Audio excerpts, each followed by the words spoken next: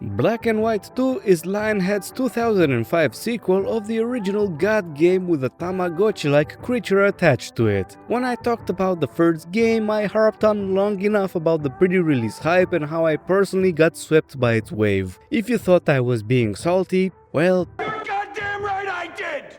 this won't be another show match against my shattered heart, fortunately, because I skipped playing Black and White 2 until now because why get burned twice in a row? Well, that iron has been cold since a long time by now, so I believe it's time to face this head on, once and for all. And since the 20th anniversary just passed through, what better opportunity to see what I've missed after all these years. One thing that struck me about the game when it was released in 2005 was reading a review in my country's gaming magazine and seeing that the main complaint was the simplification of the mechanics. At the time, it was enough to make me think I made the right choice to not have cared about his existence, but you know how it is with opinions. What if this was more of a case of purism and the reality is that the changes are actually good? Or what if the changes were actually a case of misunderstood genius due to how ahead of the time they were? There's only one way to find out. Before any of that, a reminder about my Patreon page where you can support future videos to your heart's content. And even without that, liking the video, subscribing to my channel and sharing your thoughts down below are more than welcome. Anyway, back to talking. Booting up the game for the first time didn't exactly fill me with confidence though. Remember how the previous game took its time to explain the origin of gods, their role in the world and all that? Well, enjoying seeing this again, but this time sped up like crazy because it seems that the game has little to no patience. This isn't a coincidence because the whole plot seems to want to get it over with right from the start. In short, after a way too drawn out tutorial that I'll get to later, you have to see your people invaded by the Aztecs, forcing you to save whatever you can and rebuild until you can get your revenge. Yep, that's about it with the plot. Not like the first game was Shakespearean or anything, but in Black and White 2 the plot is definitely relegated to being an excuse instead of a consistent driving force of the events. And as you might notice, the focus now is on the tribes. The gods you encounter in the campaign are nameless and all their lines are internal monologues instead of dialogues between each other or with yourself. This takes away a lot of the charm and character because now you're just alone for most of the time. Your little helpers technically fill the void, but the constant repetition of the angel wants the good thing and the devil wants you to do evil stuff shtick makes it more of an annoyance than anything else. The monologues I mentioned, which you hear telepathically, function more as a statistical observation over the development of your settlements rather than as a way for the game to provide some interaction with your opponents. The focus on tribes could have been interesting if the game actually tried to do anything with it, but instead you play throughout the entire campaign with Greek settlements and with others only if you go out of your way to use them. But as you'll see afterwards, it's not going to be the case anyway. Well, this is gonna be ironic for me to say after accusing the game of rushing things, but man does the tutorial drag on. Like, okay, I understand that the game's unconventional control scheme and hyper-minimalistic UI are not standard to begin with, and it's reasonable to assume that some of your players are not experienced in general, but there's quite a stretch from that to assuming your players have never used the mouse in their lives. The 2000s were an age of pretty awkwardly obvious attempts of attracting new audiences, but surely a fairly niche game like Black and White 2 would not believe that's their audience, right? I mean, it asks you to move your camera forwards, then backwards, then rotate it, then pan, then zoom. Like, come on, who else would this be meant for? It's fair to ask me why the hell did I subject myself to this, especially since the tutorial levels, yes, there are several of them, can be skipped. Well, it's because of the tribute points. What the hell is that, you might ask? Politely, of course. I'm happy to say that I had the exact same question as you, so I went through with it because I'm not missing out like a good little gamer that I am. In short, tribute points is a currency with which you can unlock new things you can use, like buildings, spells, abilities, among others. They are earned by completing quests and challenges on every map, so playing the tutorial levels is objectively the correct choice. But this system also signifies a big change in how the game is played compared to the first one. In short, it's a transition to a more conventional strategy game. Even if it's not a proper tree where you can unlock one thing to make another available, it does function like a research in the likes of Age of Empires or StarCraft. And it's a direct influence of every aspect of the gameplay, because here you can find new buildings for your settlements, new spells for you to cast, new abilities for your creature. None of these can be unlocked by progressing through the campaign, so doing the side quests is actually worth it for the tribute points alone. When it comes to building your settlements, I would say the changes are welcome. Not only there are significantly more buildings available, but the whole scaffold mechanic is gone as well. I didn't necessarily mind the time commitment required to build one, but I really disliked the vast quantity of resources it consumed just to create them in the workshop, even before the building's actual cost. This was the real reason why development was slow as hell. You risked cutting down all the trees and be left with nothing to harvest if you didn't do your fair share of forest management on the side. In Black and White 2, on the other hand, you're able to build significantly faster with little risk of cutting down all the forests around your settlement. The game also introduces ore as a resource, which is indeed limited on each map, but it still takes quite a bit of effort to risk running out of materials. The increased building variety isn't there just for the sake of it. You've got structures that increase the productivity of your resources, such as windmills for food or lumber mills for wood. But most interesting, you've got a whole series of buildings that help increase your citizens' happiness. You heard that right? Citizens actually have stats now, quite a few in fact. And the way you design your settlement plays a direct role into it. Keep too many small homes crammed together and those around that area will be displeased, and if you place a production building nearby, their mood will plummet. Then you have buildings such as taverns or shops for home decor that please the little people under your rule. This forces you to put some thought into the layout, and the end result is that settlements now look like actual places instead of random assortment of houses thrown in around. And I have to say, it's quite a cozy experience designing your little towns. But there's the other side of the coin, which is that stats don't really matter much. As you'll see a bit later, it's fairly easy to keep people happy. You've got a whole list of needs you need to satisfy, such as sleep or recreation, and without much effort on my end, I rarely had situations where more than two were in a dire state. Most of the time, they were at 100% happy on all requirements, so if there was deep mechanics hidden behind the system, I missed them entirely. There's also the topic of how information is conveyed. Normally, I'd be very pleased to say that you can hold your cursor over the city center and have every single stat displayed in a neat and detailed list, but I'm really not sure if this fits a black and white game. This is a game where you still don't have a minimap and navigate by using a hand to hold on to the ground and drag yourself around the map's geography after all. Having this immersive diegetic system placed alongside information worthy of a dedicated city builder doesn't sound right to me. The previous game also had a list of stats, but not only there were fewer, you had to go inside the temple's rooms to access them, which was going hand in hand with the overall minimalistic and immersive design. To make matters even worse, now each city center can only display up to 2 needs at a time. Does your city need more children, wood, recreation and housing? Well, tough luck, the game will only show you 2 of those, and the rest you'll have to deduce from the overall stats. And they're not even self-explanatory, because they're shown as elaborate statues that are not easy to read at a glance. I get that showing all of them would have been a nightmare due to how cramped they'd be, but surely there were better ways you could have shown all basic needs at the same time. I mean, the last game used flags with very clear images on them, so you did it before, why not now? And since we're on the topic of how things are conveyed, there's a toolbar. I don't even know what to say. I was genuinely shocked when I realized it exists. I'll ignore the fact that it looks like crap. The game wasn't designed to be played on widescreen, but its functionality...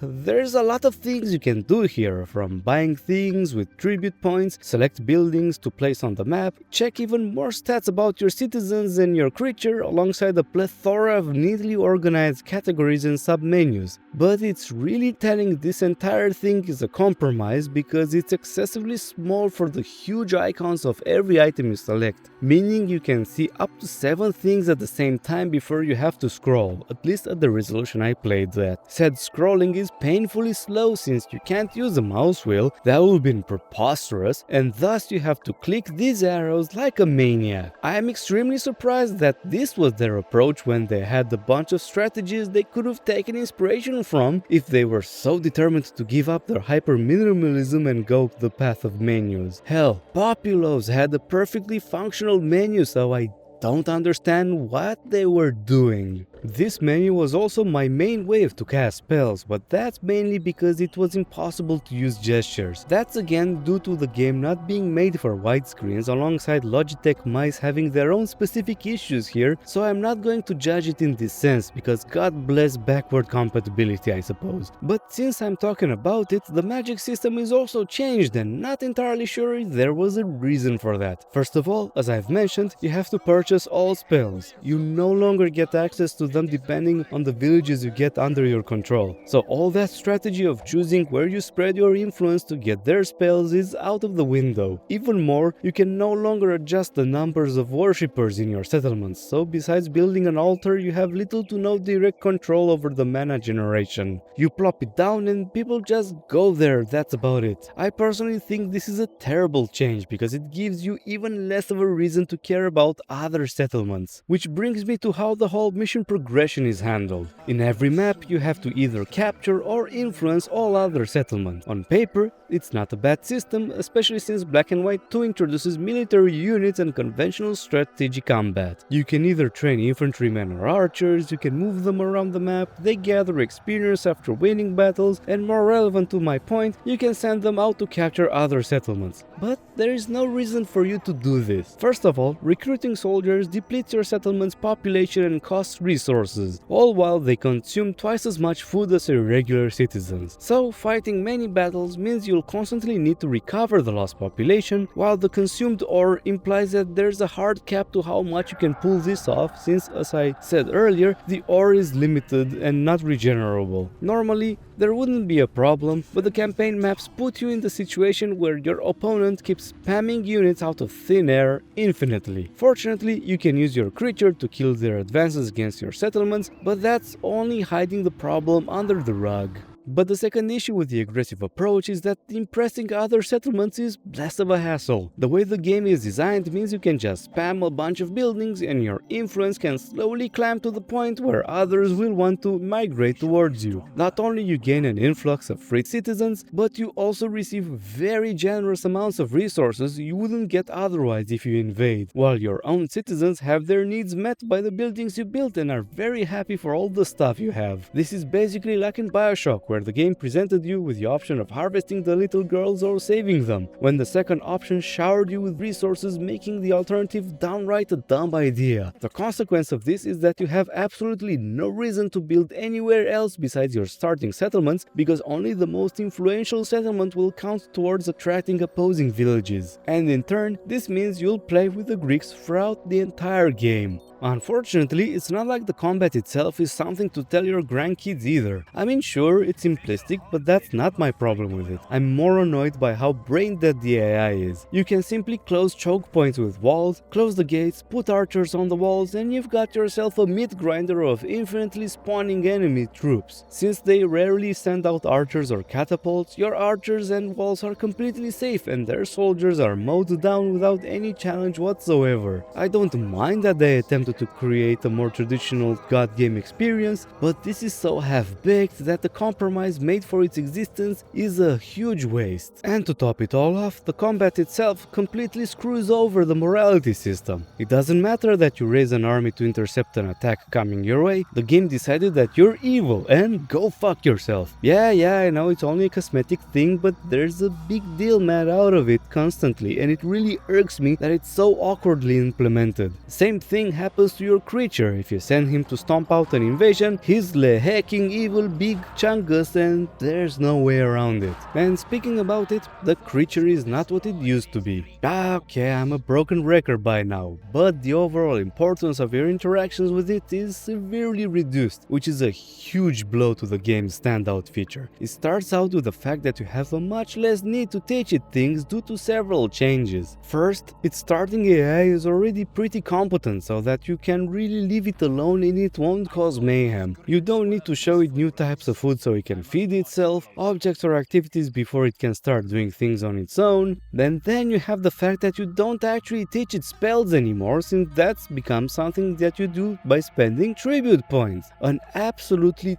terrible decision, since giving it lessons and seeing it practice was a very fun and rewarding experience. For many, it was actually the main point of the original Black and White, and now it's completely gone. What I said about winning maps just by building stuff in your starting settlement rears its ugly head here too. Because impressiveness is just a number that goes up when you build more stuff, you can have actually little reason to leave the influence ring around your city, which in turn means your creature can stay put as well. In the original game, your creature was the main way you could work around not being able to cast spells or interact with objects outside of your influence, and you needed it if you wanted to capture another settlement. But in the sequel, impressiveness is a global value that needs to pass a certain threshold to capture towns, and your creature plays little part in achieving this. And just in case you thought this was bad enough, there's the topic of behavioral rewards and punishments. First of all, every time you prepare to pet or slap the creature, you are shown the explicit mood or behavior you're influencing. That's actually a good feature, because in the first game, if your creature did a couple of things in a short interval, it wasn't really clear what you were going to influence. And now that I got the good part out of the way, they added a bar that explicitly shows on a scale the amount of encouragement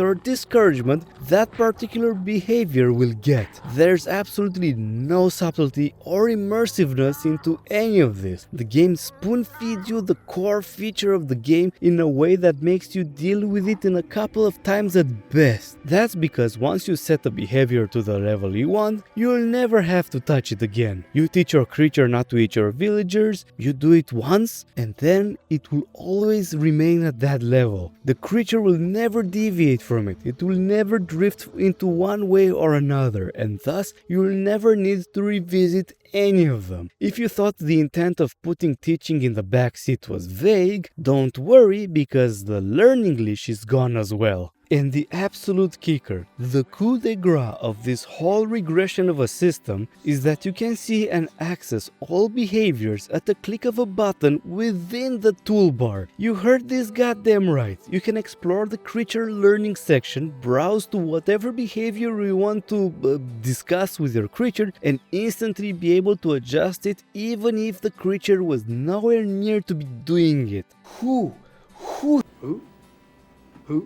Are you a fucking owl? Thought this was the correct approach to improve the creature interactions? Why the hell would a black and white game need to sideline the creature like this? I refused to believe what I read 20 years ago. I thought it's just a figure of speech and not an accurate description of the creature interaction mechanic. It actually managed to undersell just how terrible of an approach the game takes to this. And it doesn't even cover the fact that what I said earlier about winning maps. By just building like crazy, the creature's usefulness is definitely reduced to a point where it's just a piece on the board instead of the focus. You can use it to build stuff and crush invading armies, but that's about it. You have little reason to spend time with it, since teaching is a footnote, and little reason to use it to progress through the campaign, so why bother? I feel very weird after levying so much criticism in the game's direction, especially since, for the most part, the game's reasonably fine. For the most part, I repeated that, didn't I? It still has a cozy vibe, but its essence has been gutted and turned into something that it doesn't tie together. It made the creature a lot less interesting to interact with, it made all your godly abilities less relevant for progression, it tacked on a military system that brings little to the table. It gives the impression of a rushed development, one where they couldn't take the intended changes to a place where they would fit together and tie with the game's core identity. It's really sad for me to see a unique approach of the genre get turned into a watered down version of it with its next iteration. Peter Molyneux, you still managed to break my heart despite my efforts to avoid your signature overhyping. Are you happy now? Are you? Thanks to everyone for watching. Do the stuff with the buttons, leave your thoughts below, and share this with your like-minded fellows. And until next time, cheers!